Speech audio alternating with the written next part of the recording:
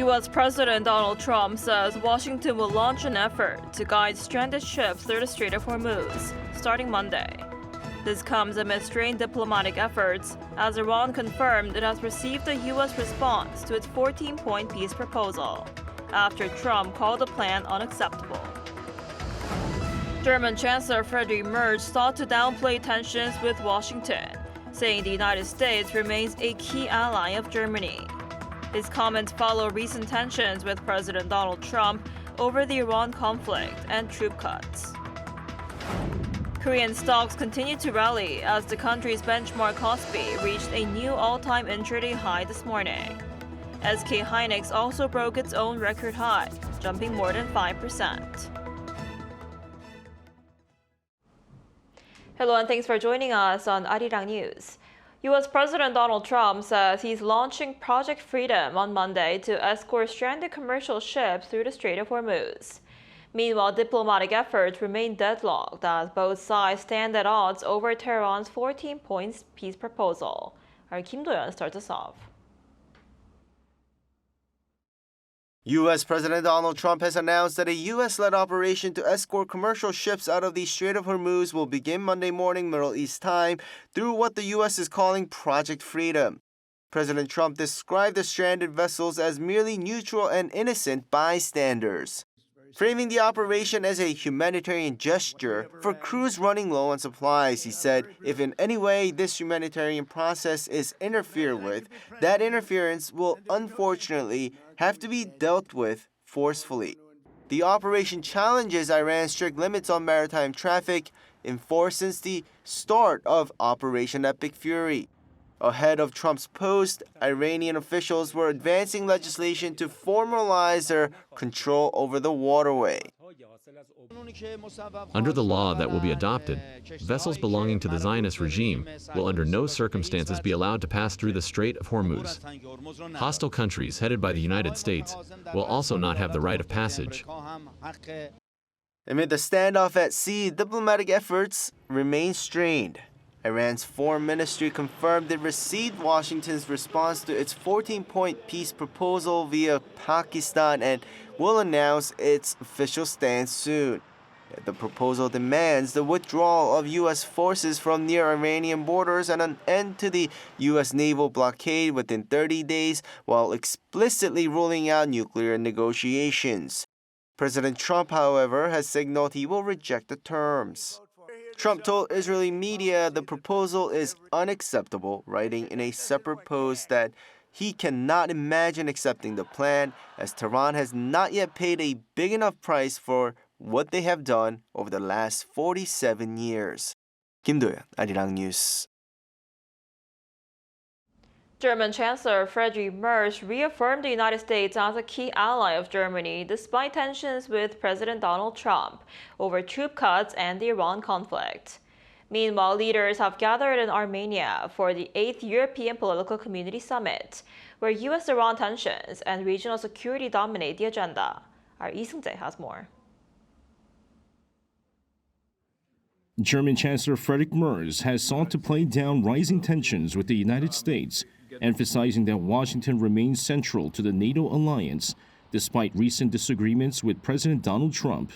Speaking in a televised interview with public broadcaster ARD on Sunday, Merz described the U.S. as Germany's most important ally, acknowledging that policy differences are inevitable, but insisting they do not undermine the strength of the transatlantic partnership.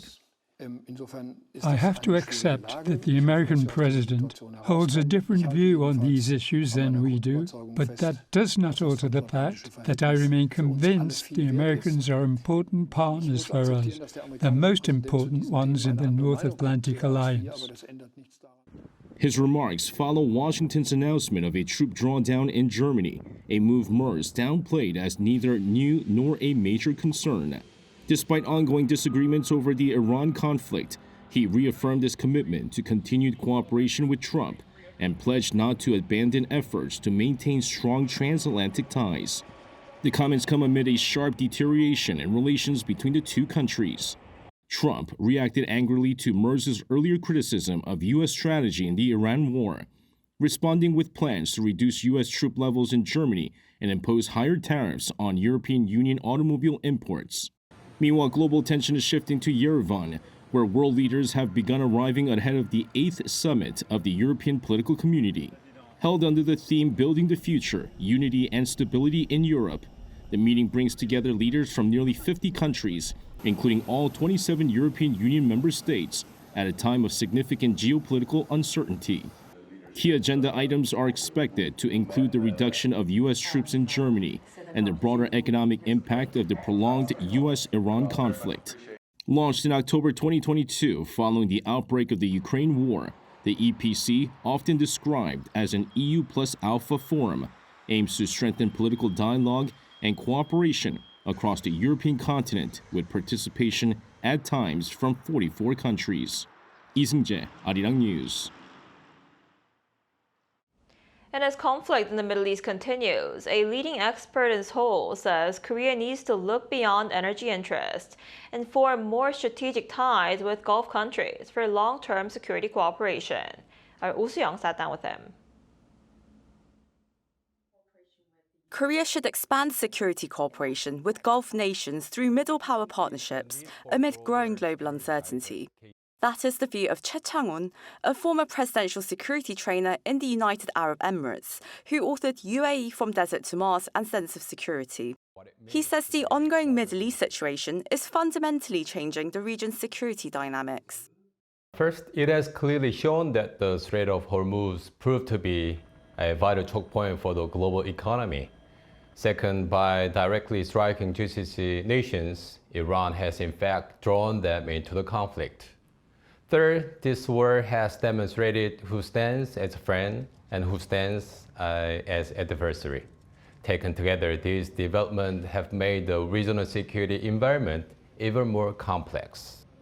The shift is already being felt across the Gulf. Countries like the UAE, Saudi Arabia and Qatar have moved to strengthen air defense systems and diversify their security relations. Korea has already built one of its deepest partnerships in the region with the UAE, signing a $20 billion deal to build a Baraka nuclear power plant and exporting the Cheonggung air defense system to the Gulf country. As this war has shown, South Korea and the UAE are highly complementary partners, each able to offset the other's weaknesses.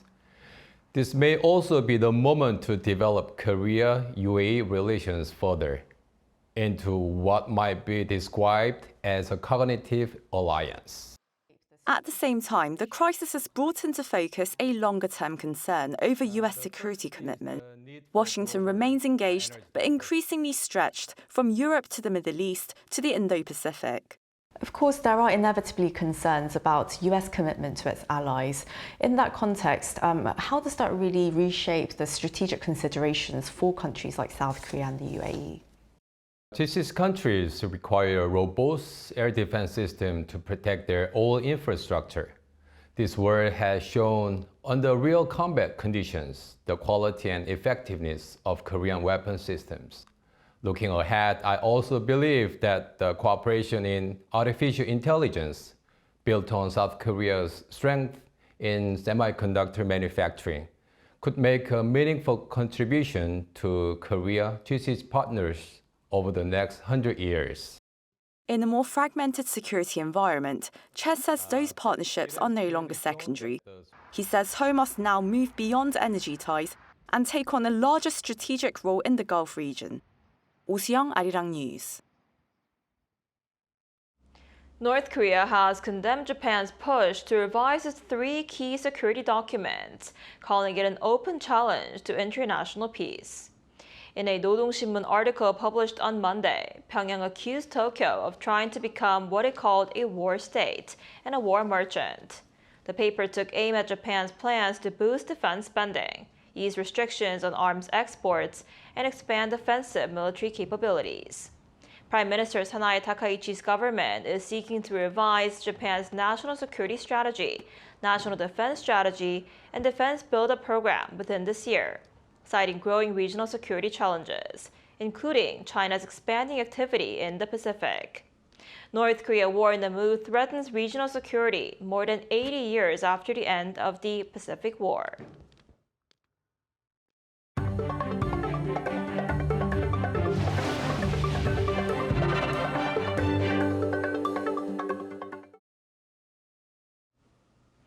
Saudi Arabia and Russia, along with 5 other OPEC Plus producers, have agreed to increase oil output quotas in a move aimed at reinforcing market stability. The countries will raise production by 188,000 barrels per day in June, citing a collective commitment to stabilizing global oil markets amid price pressure from the Middle East conflict. The decision was reached during an online meeting of key producers on Sunday, in their first meeting since the United Arab Emirates left the group. The group also emphasized a cautious and flexible approach moving forward, with plans to review market conditions and production compliance on a monthly basis, starting next month. And global investment banks have sharply upgraded their economic growth and inflation forecasts for South Korea following its surprise economic rebound. According to a Bloomberg compilation released on Monday, the average growth outlook calculations from 42 major institutions now stands at 2.1%, up 0.1 percentage point from last month. At the end of April, Capital Economics raised its projection by more than 1 percentage point to 2.7%, while JP Morgan Chase increased its forecast to 3%. This follows the Bank of Korea reporting first quarter GDP growth of 1.7%, the highest in over 5 years, driven by robust semiconductor exports. However, inflation concerns are mounting, with Bloomberg data on Monday showing the average consumer inflation forecast rising to 2.5%. Korea's benchmark KOSPI reached a new all-time intraday high this morning, while SK hynix also broke its own record high. Earlier in the morning, the KOSPI opened at 6,782.93, surpassing its previous intraday record. As of 11:20 a.m., the index was even higher at 6,861.71. The local market was lifted by positive investor sentiment following a rally on Wall Street at the end of last week. The S&P 500 closed at a record high for 2 consecutive days, and the Nasdaq broke the 25,000 mark at closing for the first time in history. Top-cap tech shares drove the KOSPI's gains on Monday morning, with SK hynix jumping nearly 10%, breaking 1.4 million won for the first time. Amid growing energy security concerns, renewable energy, especially solar, is back in the spotlight. Against this backdrop, Korea's largest solar energy expo was held in Daegu. Our Kim Sa-young has more. This solar panel, roughly 30 centimeters across, represents a significant scientific growth. It delivers a more than 10 percentage points boost in efficiency compared to conventional models. Still in the research phase, the technology is expected to mark a turning point, making panels smaller while increasing power output once commercialized. Unlike conventional silicon solar cells, it uses multiple light-absorbing layers instead of just one, allowing for higher output. Greater output means more energy generated. The 23rd International Green Energy Expo was held in Daegu, drawing 327 companies from 28 countries. Participants showcased cutting-edge technologies with a strong focus on agrivoltaics, the practice of using the same land for both solar energy and agriculture. A dedicated pavilion highlighted systems designed to balance crop growth and electricity production, drawing attention from both industry players and visitors. Companies that had expanded overseas due to fewer regulations also took part, aligning with anticipated policy shift in Korea. In this pavilion, you can check out the system that adjusts sunlight based on crop conditions to optimize both farming and solar generation. With upcoming revisions to farmland regulations, interest is growing in Korea. As instability in the Middle East has deepened concerns over energy supplies, the solar power industry is drawing renewed attention. Kim Sa-young, Arirang News. A city in Gangwon-do province, which once faced the threat of extinction due to population decline and industrial stagnation, is finding a new path through urban regeneration. Our Cha Yoon-kyung tells us more. Standing 59 meters high with a sweeping view of the sea, this is Dochebigol Sky Valley in Donghae City. Blue waves roll beneath the transparent glass floor.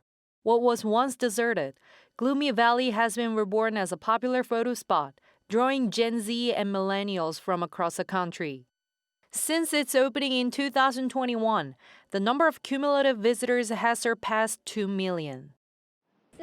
This place is trendy on social media right now, so I came to take pictures. I love that it's right in front of the ocean.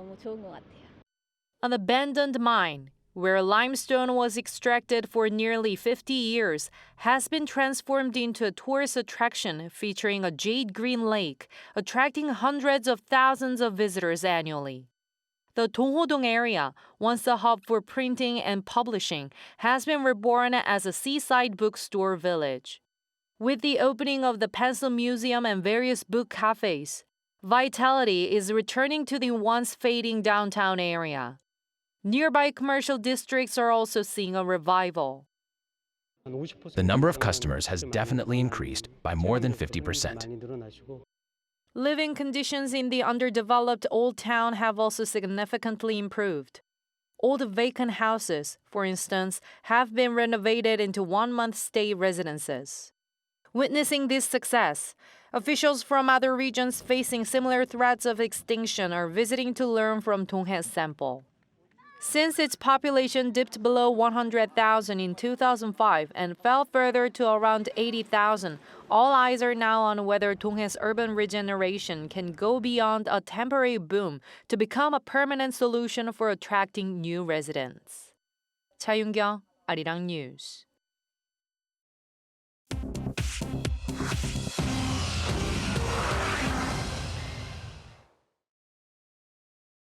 This is The World Now, bringing you everything you need to know from around the globe. 3 people have died and at least 3 others have fallen ill after a Hantavirus outbreak on a cruise ship sailing in the Atlantic Ocean. The World Health Organization said on Sunday that at least 1 case has been confirmed by laboratory tests. 1 patient is in intensive care in a South African hospital. Hantavirus has no specific treatment or cure. It spreads through contact with infected rodent droppings and can lead to severe respiratory illness. Israel has committed to a major deal to buy 2 new squadrons of advanced fighter jets from American defense contractors Lockheed Martin and Boeing. The $119 billion acquisition approved on Sunday covers a 4th F-35 squadron and a second batch of F-15IA jets. Officials said the 2-month conflict with Iran made it clear that maintaining a technological edge in the air was not optional. Israel's Prime Minister Benjamin Netanyahu said, quote, "Israel is stronger than ever, and Israel must always be stronger than our enemies." In the U.S., Spirit Airlines shut down all operations on Saturday. It becomes the first airline to collapse as a direct consequence of the Iran war after jet fuel costs doubled in 2 months. Spirit had planned around fuel costs of around $2.20 a gallon, but by the end of April, those costs had reached $4.50, making survival without fresh financing impossible. The Trump administration offered $500 million to keep the carrier alive in exchange for a 90% equity stake, but creditors rejected the deal. Spirit accounted for roughly 5% of all U.S. domestic flights at its peak. All flights have been canceled, with most customers refunded on Saturday. In India, a temple elephant broke free of its chains on Friday and went on a 2-hour rampage, killing 1 man, injuring others, and flipping a car using its tusks. The victim had driven the elephant to the Kidanguru Mahabhishnu temple in the southern Indian state of Kerala for a religious celebration. He was trampled after stopping to photograph an injury on the animal's tusk. The elephant remained beside his body for an extended period, preventing anyone from approaching. Police, wildlife officials, and an elephant squad eventually subdued the animal with tranquilizer darts. Chu Ji-han, Arirang News.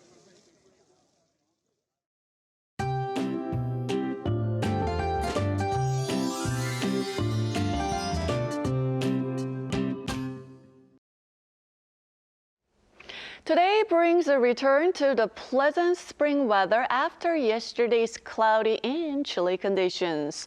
Children's Day tomorrow will also bring clear skies and even warmer weather, but mornings continue to stay chilly. So don't forget to take the weather into account and do dress accordingly. Many are coming down with a cold nowadays. Meanwhile, plenty of sunshine today will boost UV levels to high to very high levels, and those in the southern provinces especially should not forget the sunblock and sunglasses. And afternoon highs will be nearly 5 degrees higher than yesterday. Seoul and Daegu will be getting up to 20 degrees Celsius. Jeju at 17 degrees. Air quality will be normal to good nationwide all day today. Through the rest of the week, skies will stay mostly clear under high pressure with continued large temperature differences between morning and afternoon. Overall, we are expecting some fine weather to spend some time outdoors. That's all we have for today's noon edition of Arirang News. Thank you for watching. We'll be back at 5 p.m. Korea time. Stay tuned.